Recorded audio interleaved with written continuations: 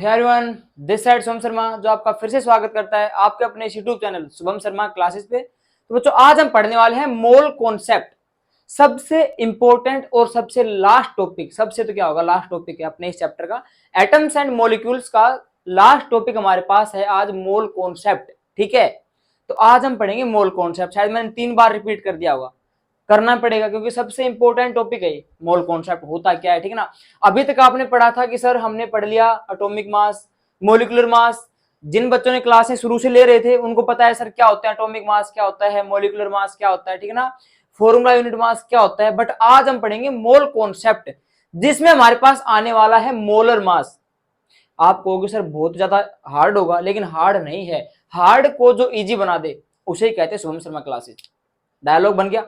ठीक है, तो आज हमारे पास पार्ट है इसका 10 पार्ट, यानी कि इसके जो 9 पार्ट हैं इस वीडियो के, नहीं इस चैप्टर के 9 जो पार्ट है ना, उनका लिंक आपको डिस्क्रिप्शन में मिल जाएगा। वहां पे जाओ, चेक करो और पढ़ो। उसके बाद में इस टॉपिक को पढ़ना, क्योंकि आप शुरू में इस पे आ जाओगे ना तो आपको ये याद रहेगा, पीछे वाले को याद नहीं रहेंगे, फिर क्या फायदा पढ़ने का ना। तो बच्चों आज हम पढ़ेंगे मोल कॉन्सेप्ट।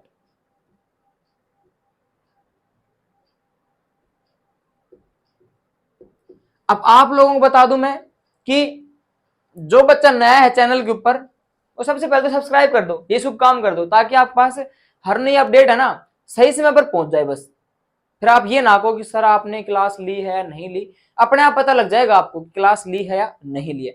तो आज हम पढ़ेंगे बच्चों मोल कॉन्सेप्ट। ठीक है ना, कि सर मोल कॉन्सेप्ट क्या होता है, हार्ड है इजी है। तो सबसे पहली बात तो आपको मैं क्लियर कर देना चाहता हूँ कि इजी है, क्योंकि मैं पढ़ा रहा हूँ तो इजी है। ठीक है, क्योंकि मैं आपको 100 टेस्ट जो ट्रिक होते हैं ना, जो समझने वाली ट्रिक होती है, उस ट्रिक से आपको समझाऊंगा। देखो अभी बच्चों आपने मोलिकुलर मास पढ़ा था और एटॉमिक मास पढ़ा था। अब सर मोल कॉन्सेप्ट क्या होता है, देखिए मैं आपको एक घर वाले एग्जाम्पल से बताऊंगा। जैसे आप लोग है ना एक शॉप पर चले गए, कहां चले गए, एक शॉप है, दुकान पर चले गए। आपने कहा उसको कि मेरे को है ना 1 दर्जन बनाना दे दो भाई। एक डजन बनाना दे दिए उसने।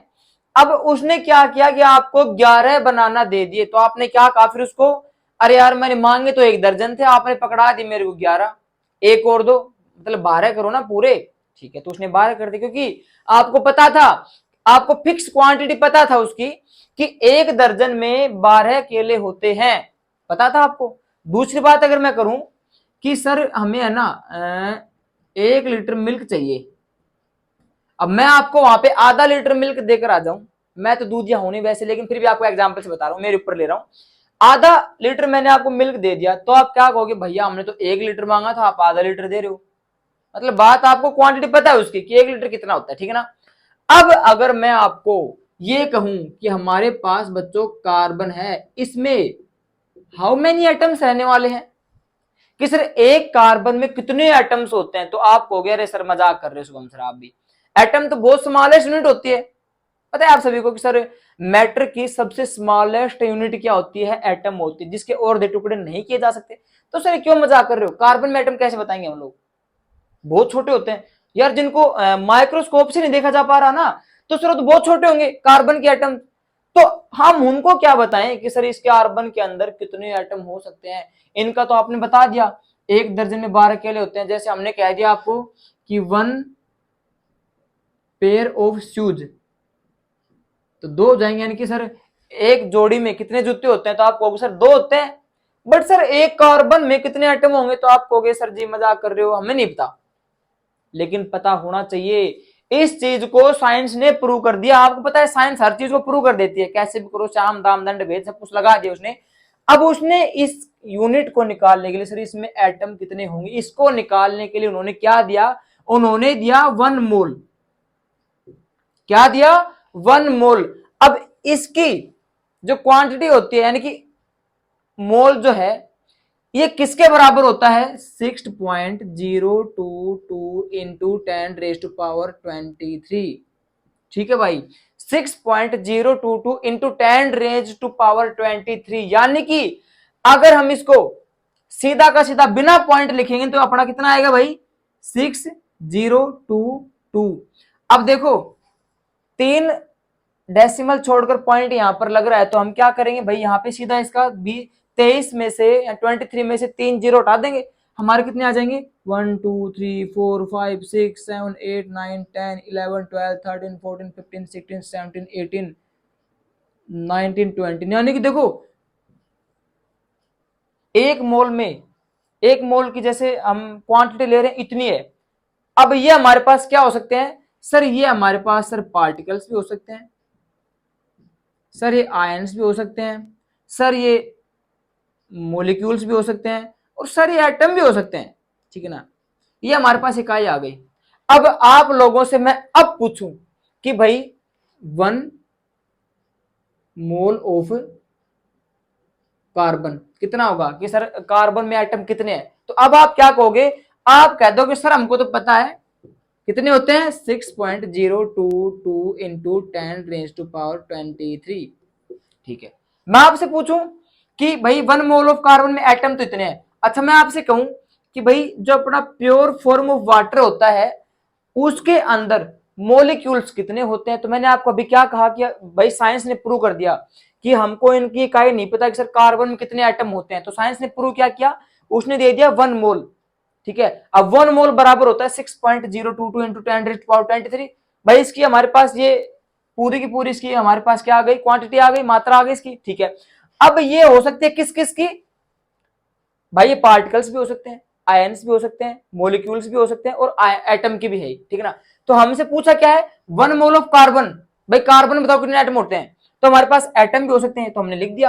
अब कह रहे sir pure form of water इसके अंदर कितने मोलिक्यूल्स हैं, तो ये मोलिक्यूल्स भी हो सकते हैं, तो हमने इसके बराबर क्या लिख दिया 6.022 इंटू 10⁻23। क्लियर है। अब बच्चों आपका सवाल ये होने वाला है, मेरे को आप तो करोगे नहीं लेकिन मैं ही कर रहा हूं कि सर अब देखो हमारे पास इतनी नॉर्मल सी इकाइयां आती हैं, जैसे सर 1 दर्जन में 12 केले होते हैं, है ना, एक जोड़ी में यानी कि 1 पेयर ऑफ शूज में 2 होते हैं, मतलब कि कोई पॉइंट वगैरह नहीं है, सीधा नॉर्मल सा बता रखा है। लेकिन सर यहां पर उन्होंने ये पॉइंट क्यों लगा दिए 6.022 इंटू 10⁻23, सर इतनी मतलब इतनी हार्ड इकाई हमें क्यों दी है, इतनी हार्ड जो याद भी सर नहीं हो रही हमारी, ये क्यों दी हमको। तो देखो ये क्यों दी है, क्योंकि एक साइंटिस्ट था, देखो इधर, उसका नाम क्या था, एवोगैड्रो, ठीक है, एवोगैड्रो, ठीक है ना। उन्होंने अपना ये रूल दिया था, ठीक है, जैसे इसको लॉ भी कह सकते हैं, एवोगैड्रोस लॉ था, उनका नियम था, उनका रूल था, ठीक है ना। अब इसको हम क्या कहते हैं, एवोगैड्रोस कहते हैं, क्या कहते हैं इसको, एवोगैड्रो। इसका डिस्कवर किसने किया था, एवोगैड्रो ने किया था। तो उन्हीं के नाम के ऊपर इसकी वैल्यू, जो वैल्यू है ना हमारे पास, जो 1 मोल की जो वैल्यू हमारे पास ये आई है, इस वैल्यू को कहा जाता है एवोगैड्रोस वैल्यू। एवोगैड्रोस है उन्हीं का, उन्हीं ने इसको इसका आविष्कार किया था, ठीक है ना। क्या याद करने के लिए, क्या ज्ञात करने के लिए कि सर कार्बन के अंदर कितने एटम होते हैं, प्योर फॉर्म ऑफ वाटर में कितने मॉलिक्यूल होते हैं। तो भाई ये तो बहुत छोटी इकाइयां होती है ना, नहीं याद हो सकती सर, बहुत छोटी चीजें होती हैं, लेकिन उन्होंने कह दिया कि इतने छोटे हो सकते हैं, तो ये उन्होंने पूरी पूरी वैल्यू बता दी। तो इसीलिए ये जो हमारे पास वैल्यू है इसको हम क्या कहते हैं, एवोगैड्रोस कहते हैं, ठीक है ना। तो इसका मतलब आप लोग अब बता सकते हो कि sir 1 mole of carbon, 1 mole of oxygen, 1 mole of helium, सभी का जो भी आप इसे पूछे ना कि इसके अंदर एटम कितने हैं, इसके अंदर मॉलिक्यूल कितने हैं, इसके अंदर आयंस कितने हैं, इसके अंदर पार्टिकल्स कितने हैं, सारे के सारे छोटे हैं। इसका मतलब आप क्या लिखोगे, आंख बंद कर लिख देना 6.022 इंटू 10⁻23 कर दोगे, ठीक है। सभी को समझ में आ गया, आई होप सभी को समझ में आ गया होगा कि आपसे कोई भी अगर पूछे कि 1 mole of atom, 1 mole of carbon, 1 mole of कुछ भी पूछे, 1 मोल ऑफ, ठीक है ना, एटम पूछ रहा है, मोल, तो आप ये बता दोगे, ठीक है, बता दोगे ना।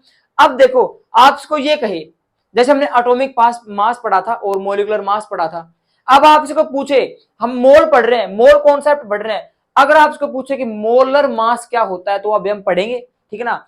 तो बिल्कुल भी स्किप मत करना, पूरा पढ़ना, इसको वरना समझ में नहीं आएगा। तो बच्चों यहाँ पे देखिए, अब हमारे पास आ गए हैं वो 3 चीजें जिससे हमारा क्लियर हो जाएगा मोल कॉन्सेप्ट क्या होता है, ठीक है ना। अभी तक आपने पढ़ा था वो तो इसका बेसिक था, मेन चीज तो यहां पर है। इसके बाद हम एग्जांपल देखेंगे। देखिए हमसे क्वेश्चन किया जा रहा है अब, सर 1 मोल ऑफ ऑक्सीजन बताओ, 1 मोल ऑक्सीजन बताना है आपको, यानी कि सर 1 मोल ऑफ ऑक्सीजन का मोलर मास बताना है। कहने की बात ये है 1 मोल ऑफ ऑक्सीजन का आपको क्या बताना है, मोलर मास बताना है, ये वाला।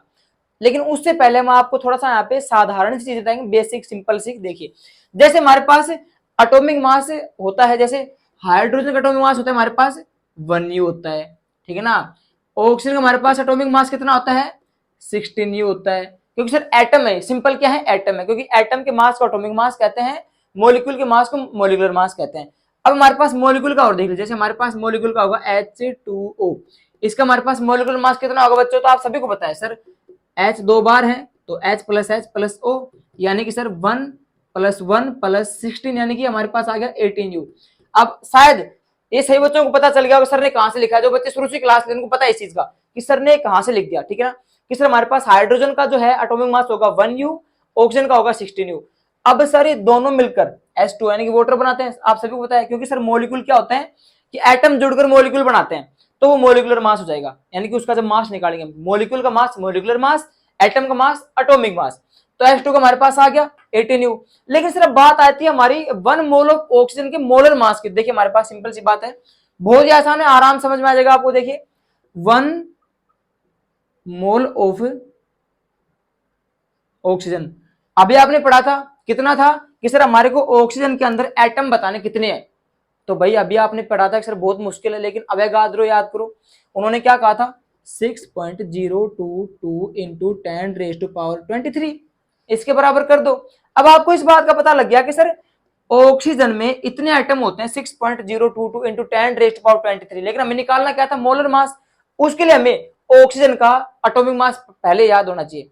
देखिए आपको ऑक्सीजन का मोलर मास बताना है, ठीक है, तो पहले आपको इसका क्या निकालना पड़ेगा, एटॉमिक मास कितना होता है, तो देखिए 1 atom of oxygen, one atom of oxygen हमारे पास कितना होता है 16U, और ये इसका क्या है हमारे पास, ये इसका हमारे पास आ गया एटॉमिक मास आ गया, ठीक है ना।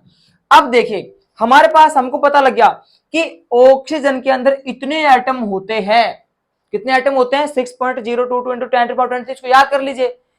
अब सर देखिए एक एटम का जो मास है वो 16U है, तो इतने एटम का कितना होगा, देखो दोबारा से देखिए, जैसे आप भाई 2 रुपए को चीज लेकर आ रहे हो, जैसे 1 रुपए की 2 पेंसिल, 2 रुपए कितने आ जाएंगे 4 पेंसिल, गुणा कर दीजिए, सीधी बात है।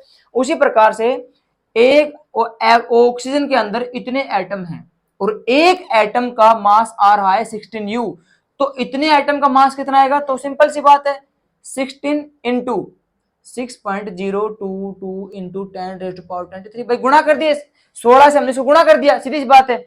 लेकिन यहाँ पे इसकी वैल्यू बहुत ही ज्यादा बड़ी आएगी, ठीक है ना, जो कभी भी याद भी नहीं हो सकती, और वही बात है ज्यादा बड़ी वैल्यू हो जाएगी, तो ये आपको नहीं करना, ठीक है। अभी कहोगे सर आपने तो बताया था, हमको तो याद भी हो गया, लेकिन ये आपको नहीं करना। साइंस के अंदर ये प्रूव किया गया है, बताया गया है कि बच्चों को भाई उनने वो भी समझ गए बच्चे नहीं कर पाएंगे, ज्यादा बड़ी वैल्यू हो जाएगी, ठीक है ना, समझ से बाहर चले जाएगी।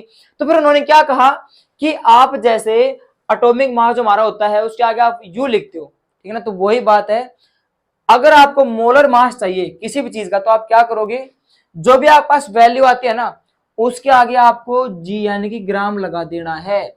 जैसे मैं आपसे पूछूं कि 1 मोल ऑफ, जैसे मैं यहां पे लिख रहा हूं बच्चों ध्यान से देखना, मैंने लिख दिया 1 मोल ऑफ ऑक्सीजन के अंदर, यानी कि 1 मोल ऑफ ऑक्सीजन का मोलर मास कितना होगा, तो आपको सबसे पहले पता होना चाहिए ऑक्सीजन का एटॉमिक मास कितना होता है, तो कितना होता है 16U होता है। अब क्या करोगे, इसका मोलर मास, यानी कि हमें इसका क्या पता करना है, मोलर मास पता करना है, तो आप क्या करोगे 16 ही रखो इसको, लेकिन यू की जगह क्या लगा दो, ग्राम लगा दो। वेरी क्लियर, बहुत ही आसान है, हो गया।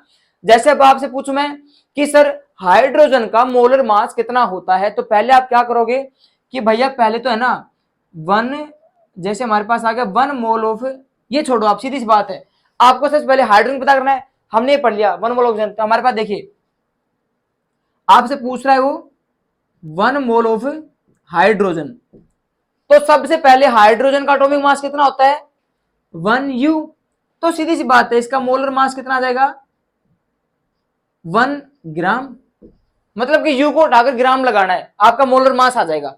अब कोई भी एलिमेंट हो आपके पास, आपको इतना बड़ा जो है ना, ये इतना बड़ा मुकाबला नहीं लड़ना आपको कि सर हमने तो 16 पॉइंट गुणा कर दिया, नहीं ये नहीं करना आपको, ये नॉर्मल सी बात है, नहीं करना, इसके मारो काटा, आपको करना है ये U को हटाओ G लगा दो, आपका मोलर मास आ जाएगा। कोई भी हो, ऑक्सीजन हो, helium, hydrogen, helium, lithium, beryllium, कोई भी हो, आपको G U को हटाकर G लगाना है, मोलर मास आ जाएगा, जी को हटाकर यू लगा दो एटॉमिक मास आ जाएगा। क्लियर।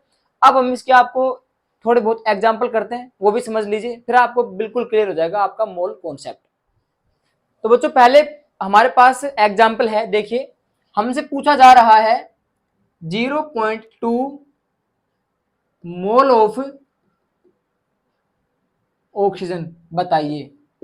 इसमें हमारे से वो इसका मोलर मास वगैरह पूछ रहा है, तो हमें बताना पड़ेगा कि सर इसके अंदर 0.2 मोल ऑफ ऑक्सीजन के अंदर कितना आएगा, ठीक है ना।